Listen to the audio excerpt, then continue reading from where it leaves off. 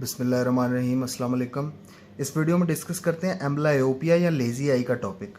तो एम्ब्लायोपिया क्या होता है कि यूनिलैटरल या रेयरली बाईलैटरल होता है decrease in the best corrected visual equity.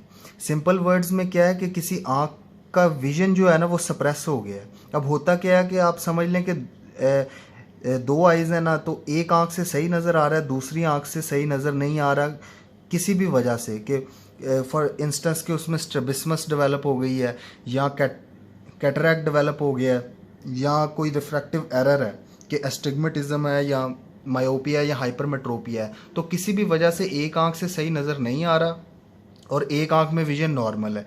तो जिस आंख से सही नज़र नहीं आ रहा होता उस ब्रेन क्या करता है, ब्रेन उस आंख के विजन को जो है ना सप्रेस कर देता है ताकि जिस आंख से सही नज़र आ रहा है उसके विजन जो है ना वो क्लैरिफाई हो जाए, वो उसके साथ इंटरफियर ना करे। जो सप्रेस्ड आँख का विजन है ना वो सही वाले विजन के साथ इंटरफेयर ना करे।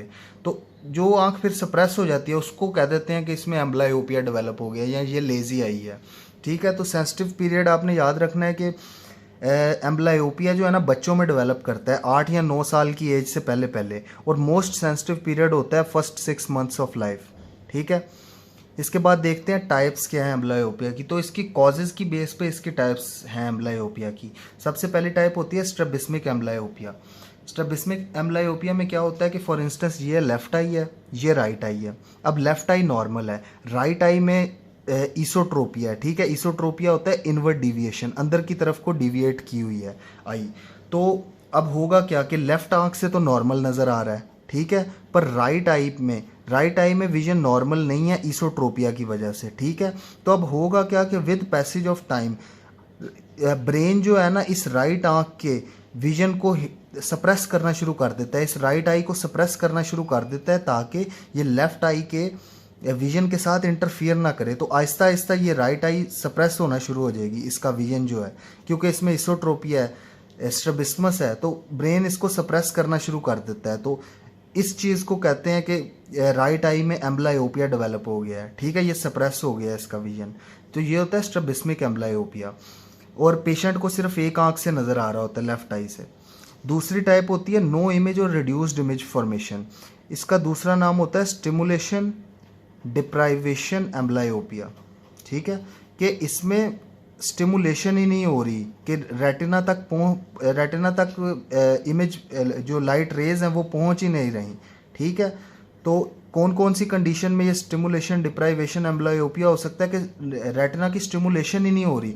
फॉर इंस्टेंस के बच्चों में जो कंप्लीट टोसिस डेवलप हो जाता है कि आईलिड्स फुल ड्रूपी आईलिड्स हो जाती हैं, कि आईलिड पूरी आई को कवर कर लेती हैं जिसकी वजह से लाइट रेज एंटर ही नहीं हो पाती। या कॉर्नियल ओपेसिटी के केस में या कंजेनिटल कैटरैक्ट के केस में, ठीक है, वो आई में आँख में सही तरह से लाइट पहुंच ही नहीं पा रही रेटिना तक, तो उसमें इमेज ही नहीं बनेगा।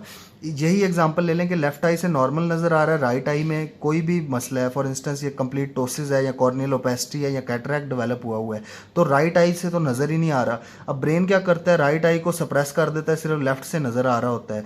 तो इससे कहते हैं कि राइट आई में स्टिमुलेशन डिप्राइवेशन एम्ब्लायोपिया डेवलप हो गया है। ठीक है, नज़र नहीं आ रहा राइट आई से।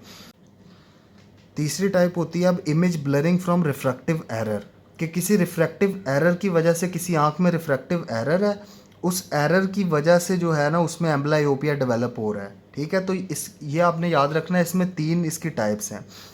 पहली टाइप होती है एन आइसोमेट्रोपिक एम्ब्लायोपिया। एन आइसोमेट्रोपिक एम्ब्लायोपिया का क्या मतलब है कि ये फॉर इंस्टेंस लेफ्ट आई है, ये है राइट आई। ठीक है, अब लेफ्ट आई या तो नॉर्मल है या बहुत स्लाइट सा कोई एरर है। मिसाल के तौर पे आप इसमें इस केस में ले लें कि ये लेफ्ट आई नॉर्मल है और राइट आई में 2 डायोप्टर्स का हाइपरमेट्रोपिया है। ठीक है, हाइपरमेट्रोपिया कहते हैं दूर की नज़दीक की नज़र कमज़ोर है राइट आई में। तो होगा क्या कि जिस आई में रिफ्रैक्टिव एरर ज़्यादा है, यानी कि इस आई में हाइपरमेट्रोपिया राइट आई में, तो अब राइट आई से ब्लर नज़र आ रहा है, लेफ्ट आई से क्लियर इमेज नज़र आ रहा है। तो ब्रेन क्या करेगा कि जिस आई से ब्लर इमेज नज़र आ रहा है, जिसमें रिफ्रैक्टिव एरर है, वो जो है ना उस आई को सप्रेस करना शुरू कर देता है, ताकि जो नॉर्मल जिससे विजन नज़र आ रहा है ना वो ना ख़राब हो, क्लियर विजन ना मुतासर हो ब्लर विजन की वजह से। तो ऐसी सिचुएशन में ब्रेन ये राइट वाली आई में जिसमें 2 डायोप्टर्स का हाइपरमेट्रोपिया है उसको सप्रेस करना शुरू कर देता है। तो इस राइट आई में एन आइसोमेट्रोपिक एम्ब्लायोपिया डेवलप हो जाता है। एन आइसोमेट्रोपिया का मतलब ही ये है कि दोनों आंखों में रिफ्रैक्टिव एरर का डिफरेंस है, कि एक आंख में रिफ्रैक्टिव एरर जो है वो रिफ्रैक्शन नॉर्मल है या बहुत स्लाइट सा रिफ्रैक्टिव एरर है, और दूसरी आंख में ज़्यादा रिफ्रैक्टिव एरर है। ये आपने याद रखना है कि दोनों आंखों में अगर +1 डायोप्टर का जो है ना डिफरेंस हो रिफ्रैक्टिव एरर का, तो उससे चांसेस इंक्रीज़ हो जाते हैं एम्ब्लायोपिया डेवलप होने के। अब दूसरी टाइप देख लेते हैं। दूसरी टाइप है आइसोएमेट्रोपिक एम्ब्लायोपिया। इसका क्या मतलब है? इसका मतलब है कि दोनों आंखों में जो रिफ्रैक्टिव एरर है वो एक जितना ही है, ठीक है, सेम रिफ्रैक्टिव एरर है। अब लेफ्ट में भी फॉर इंस्टेंस 2 डायोप्टर का है और राइट में भी 2 डायोप्टर का रिफ्रैक्टिव एरर है, ठीक है। अब होता क्या है कि इन दोनों आंखों का विजन जो है ना वो मुतासर हो गया। अब आइसोमेट्रोपिया का मतलब ही ये है कि दोनों आंखों में सेम रिफ्रैक्टिव एरर है, तो दोनों आंखों से ही नहीं सही नज़र आ रहा। तो ये आपने याद रखना है, ये कंडीशन इसकी वजह से होती है, उसको कहते हैं बाईलैटरल एम्ब्लायोपिया, यानी दोनों आंखों में एम्ब्लायोपिया डेवलप हो गया, दोनों ही आइज़ लेजी आइज़ हो गई हैं, ठीक है। और इसमें आपने याद रखना है कि +5 डायोप्टर्स का हाइपरमेट्रोपिया होना है, +5 डायोप्टर्स या इससे ज़्यादा का हाइपरमेट्रोपिया, यानी कि दोनों आंखों में +5 डायोप्टर्स का हाइपरमेट्रोपिया प्रेजेंट है ना, तो फिर ये आइसोएमेट्रोपिक एम्ब्लायोपिया डेवलप हो सकता है, ठीक है। ये 2 डायोप्टर्स से फ़र्क नहीं पड़ेगा, इसमें +5 डायोप्टर्स हो या इससे ज़्यादा का हाइपरमेट्रोपिया हो, तो फिर ये एम्ब्लायोपिया डेवलप होता है। इसके बाद तीसरी टाइप होती है एस्टिग्मेटिज्म या मेरिडियोनल एम्ब्लायोपिया। इसमें क्या होता है कि एक आंख नॉर्मल है, for instance left I normal है, राइट आई में जो है ना एस्टिग्मेटिज्म है। एस्टिग्मेटिज्म का क्या मतलब होता है कि जो है ना लेंस या कॉर्निया उसके मेरिडियंस, उसके एंगल्स जो है ना वो ख़राब होते हैं और रेटिना पे इमेज नहीं बनता। फॉर इंस्टेंस ये देखें आप इधर, अब नॉर्मली जो है ना रेटिना पे ऐसे इमेज बन रहा होता है, पर एस्टिग्मेटिज्म में क्या होता है कि एंगल्स ख़राब हैं कॉर्निया के या लेंस के, तो उससे क्या होता है कि कुछ इमेज आगे बन रहे होते हैं रेटिना के, कुछ इमेज पीछे बन रहे होते हैं रेटिना के। तो अगर किसी आंख में एस्टिग्मेटिज्म प्रेजेंट है तो उस वजह से जो है ना, जिस आंख में एस्टिग्मेटिज्म होगा ब्रेन उस आंख को सप्रेस करना शुरू कर देगा, और सप्रेशन की वजह से जो एम्ब्लायोपिया डेवलप होगा ना उसको कहते हैं एस्टिग्मेटिज्म या मेरिडियोनल एम्ब्लायोपिया। तो आपने याद रखना है कि +1 डायोप्टर से ज़्यादा का एस्टिग्मेटिज्म होगा ना आँख में, तो फिर उससे ये एम्ब्लायोपिया डेवलप होना शुरू होता है। अब देखते हैं आगे के क्लिनिकल फीचर्स और ट्रीटमेंट क्या होती है एम्ब्लायोपिया की। तो विजुअल एक्विटी जो है एम्ब्लायोपिया के केस में वो रिड्यूस होती है टू 2 और more lines of Snellen chart. Snellen chart आपने देखा होगा, आई डॉक्टर्स जो होते हैं ऑप्थेल्मोलॉजिस्ट, उन्होंने रखा होता है एक ऐसा सा बॉक्स सा बना होता है, उस पर ऐसे लेटर्स से लिखे होते हैं, ऊपर जो है वो बड़े लेटर्स लिखे होते हैं, जैसे जैसे नीचे जाते जाते हैं वो लेटर छोटे होते जाते हैं, ठीक है। तो एम्ब्लायोपिया के पेशेंट में जो ये विजुअल एक्विटी है ना, ये सिर्फ पहले 2 लाइनें नज़र आ रही होंगी जो बड़ा बड़ा लिखा होगा, ठीक है, यानी विजुअल एक्विटी रिड्यूस हुई होती है। पिन होल टेस्ट करेंगे तो कोई इंप्रूवमेंट ऑफ विजन नहीं होती। पिन होल टेस्ट का क्या मतलब है कि ऐसे ना एक इंस्ट्रूमेंट, एक ऐसे फॉर इंस्टेंस कार्ड सा होता है, उसमें जो है ना सिर्फ सेंटर से खाली होता है, एक छोटे से पिन होल होता है उसमें, तो उससे जब पेशेंट देखता है तो जिस बंदे को रिफ्रैक्टिव एरर है, फॉर इंस्टेंस मायोपिया है या हाइपरमेट्रोपिया है, वो जब इस पिन होल से देखेगा तो उसको उसका विजन इम्प्रूव हो जाएगा, ठीक है। इम्प्रूव क्यों हो जाएगा? क्योंकि लाइट रेज जो है ना वो सिर्फ इस छोटे से सुराख से गुजर के उसके पीछे रेटिना तक जा रही हैं, तो वो फोकस हो जाती हैं रेटिना पे।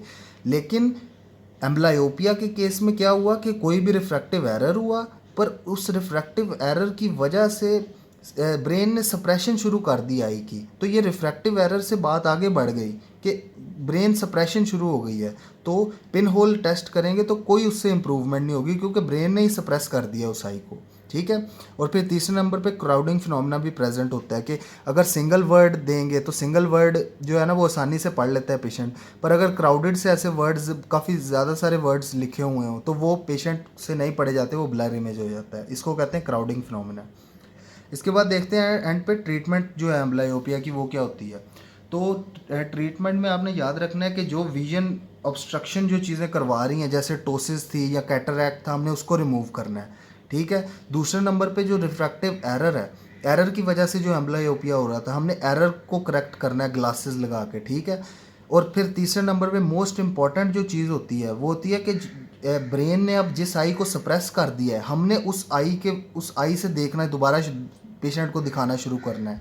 वो कैसे दिखाएंगे कि जो बेटर आई है उसको जो है हम अक्लूड कर देंगे। अब फॉर इंस्टेंस ये देखें, ये लेफ़्ट आई है और ये राइट आई है।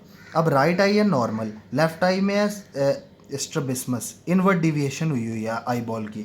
तो इनवर्ड डिविएशन की वजह से इसमें एम्ब्लायोपिया डेवलप हो गया है। ठीक है। ब्रेन ने इसको सप्रेस कर दिया है। अब हम क्या करेंगे, हम राइट आई जो नॉर्मल आई है उसको कोई अक्लूडर लगा के अक्लूड कर देंगे। ठीक है। अब राइट आई से पेशेंट देखेगा नहीं, तो लेफ़्ट आई से पेशेंट जब देखना शुरू करेगा तो ऑटोमेटिकली ब्रेन जो है ना वो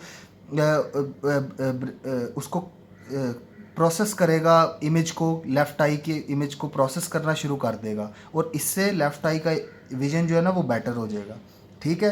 तो हमने पुअर आई को यूज़ कैसे करना है, by limiting the use of better eye. ये आपने याद रखना है कि ऑक्लूजन जो करेंगे ना वो नॉर्मल आई की करेंगे, ताकि वो जो आई ख़राब है उससे ज़्यादा देख सके।